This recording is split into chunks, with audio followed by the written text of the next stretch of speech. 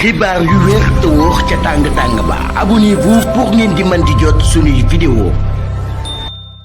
daleen ak jàmm seen chaîne bi di Buzz 221 HD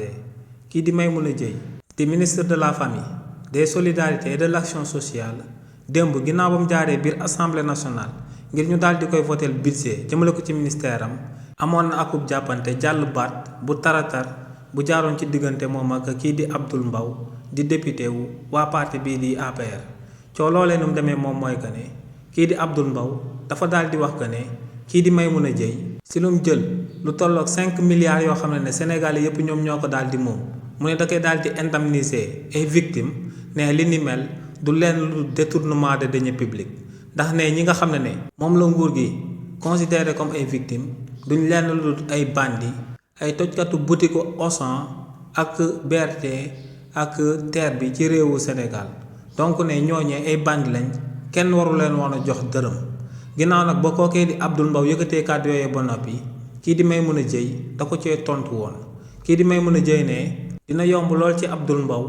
mu daal di jël ay victimes di leen considérer comme ay bandi ndax ne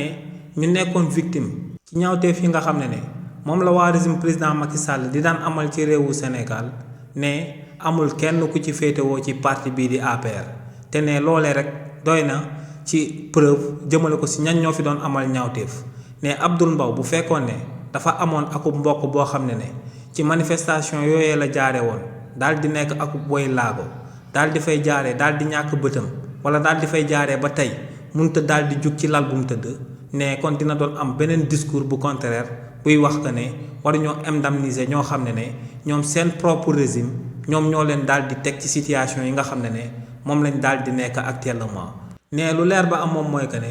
ministère am bi nga xam ne moom lay daal di jiite ne ministère boobee dafa war a daal di taxaw temm